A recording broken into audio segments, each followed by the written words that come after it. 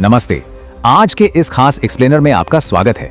जब भी हम ताकत, हिम्मत और सच्ची भक्ति की बात करते हैं तो सबसे पहले दिमाग में एक ही नाम आता है, भगवान हनुमान। लेकिन आज हम जिस विषय पर चर्चा करने वाले हैं वो थोड़ा रहस्यमयी है और सच कहूं तो बेहद दिलचस्प भी है। हम बात कर रहे हैं हनुमान जी के उस अद्भुत पंचमुखी रूप की। आखिर इस 5 मुख वाले रूप के पीछे का रहस्य क्या है, इसका जन्म कैसे हुआ और सबसे जरूरी बात, आज की हमारी जिंदगी में इसका क्या महत्व है। आइए इन सभी सवालों के जवाब ढूंढते हैं।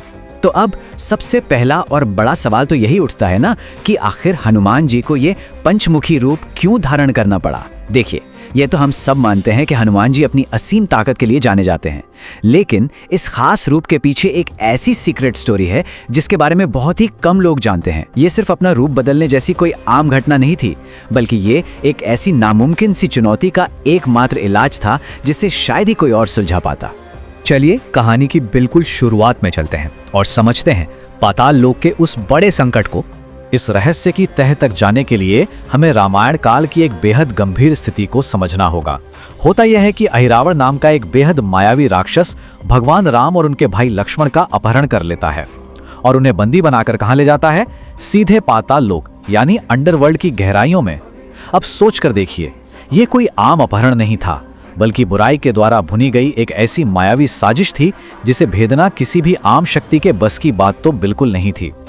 राम और लक्ष्मण के प्राण एक बहुत बड़े संकट में थे और उन्हें वहां से सुरक्षित वापस लाना एक भयंकर चुनौती बन गया था। तो अब यहाँ से शुरू होता है अगला पड़ाव, जहाँ सामना होता है 5 दीपकों और अहिरावण से।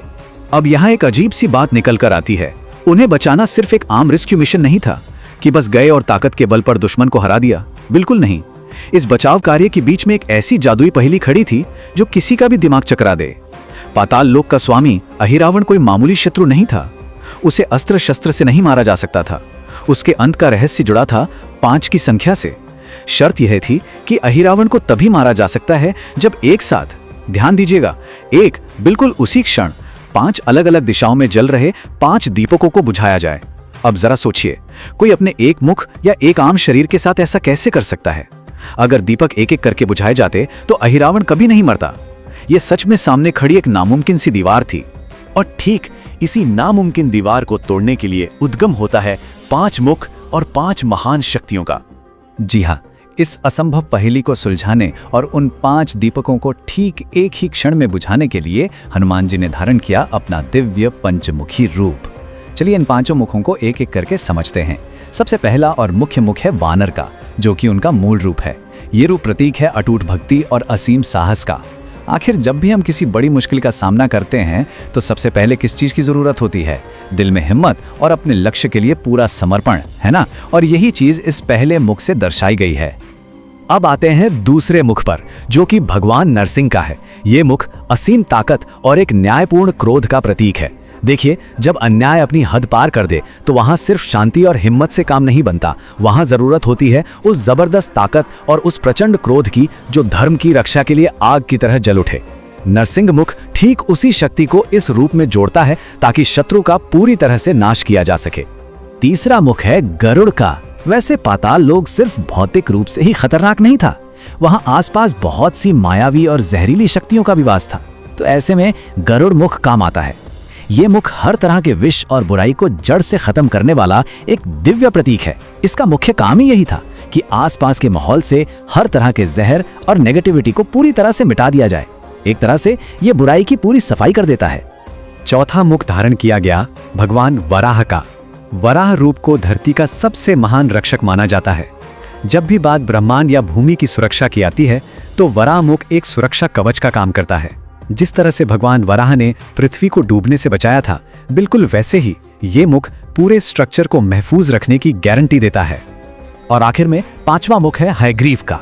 इसे ध्यान से समझिएगा क्योंकि ये बेहद जरूरी है। ये मुख ज्ञान और सर्वोच्च बुद्धि का प्रतीक है। एक बात तो तय है कि सिर्फ ताकत, हिम्मत और गुस्सा ही हमेशा काफी नहीं होते।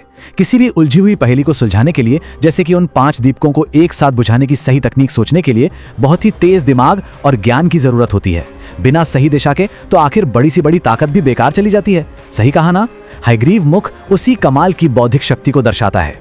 ये संतुलन इस बात को बहुत ही शानदार तरीके से दर्शाता है कि कैसे इन पांचों चीजों का मिलन एकदम परफेक्ट ताकत बनाता है। एक तरफ वानर की भक्ति और साहस, दूसरी तरफ नरसिंह की ताकत और क्रोध, फिर गरुड़ की जहर मिटाने वाली क्षमता, वराह का संरक्षण और हयग्रीव का ज्ञान। जब इन सभी अलग अलग गुणों को एक साथ मिला दिया जाता है तो एक पूरी तरह से संतुलित और ऐसी जबरदस्त ताकत बनती है जिसे हरा पाने किसी भी मायावी शक्ति के लिए पूरी तरह से नामुमकिन है। तो अब देखते हैं कि इस कहानी के क्लाइमेक्स में हुआ क्या। हनुमान जी ने अपना ये महान पंचमुखी रूप धारण किया। उन्होंने अपने पांचों मुखों को 5 अलग अलग दिशाओं में केंद्रित किया और ठीक एक ही झटके में, एक ही सेकंड में उन पांचों दीपकों को एक साथ बुझा दिया। शर्त पूरी होते ही अहिरावण का मायावी जाल टूट गया और उसका हमेशा के लिए अंत हो गया।